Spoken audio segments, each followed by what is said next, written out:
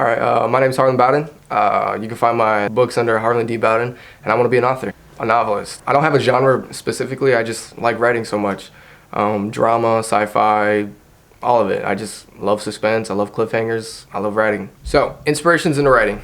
It's actually not a hard question for me. When I was a kid in middle school, I read this book. It's called Peter and the Starcatchers.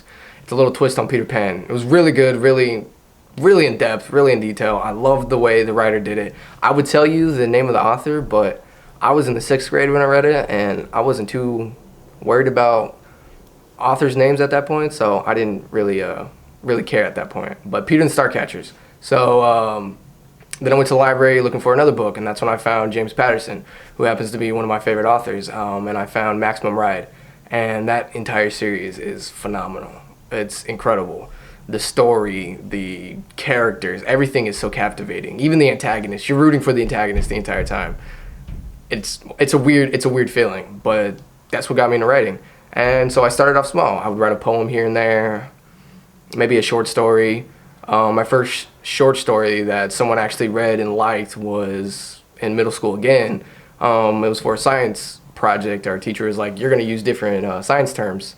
So I was like, okay. So I made a love story about a captain and his first mate going across the galaxy, seeing all this other crazy stuff, and they end up landing on this planet and having to escape alien people trying to kill them.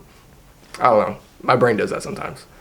And that's where it all began. Probably that short story and just reading, and that's what keeps me going. Honestly, is you ever sit down and you read a book, and you flip through the pages and you're just like, whoa, this is a universe. This is an entire different universe that I'm in. You're there. You see the characters. They're all different for each person who reads it, but they're all the same character. The scenery it's there in your head, and you can see it playing out moment by moment, scene by scene, word for word. And it's not the word that is on the page that's making you see it. It's the words in your head, because you're reading it. The character's reading it to you. There's like a second narrator that's not your voice or the author's voice. It's that character's voice.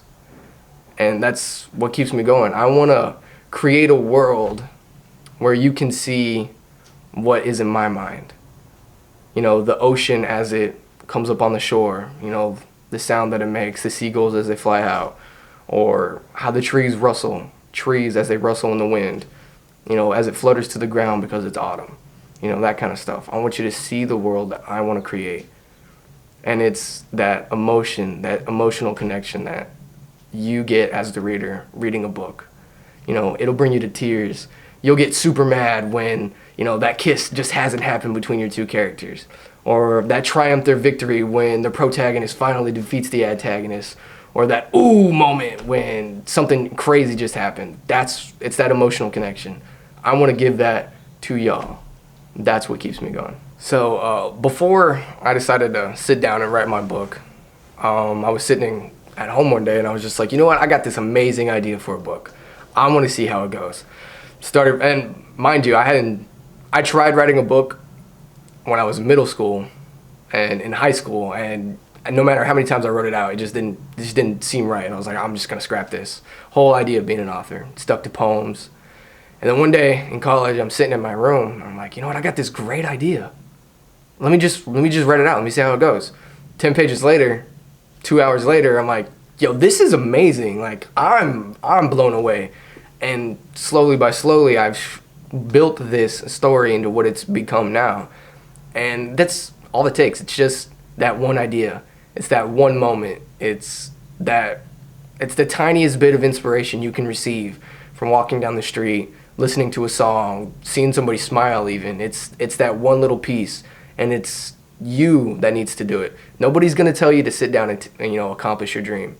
No one's going to tell you to go and chase the world, conquer the world. No one's going to tell you to do that. You need the heart, you need the drive, you need the will to say, I'm going to do this. It's what I love. It's what I want to do.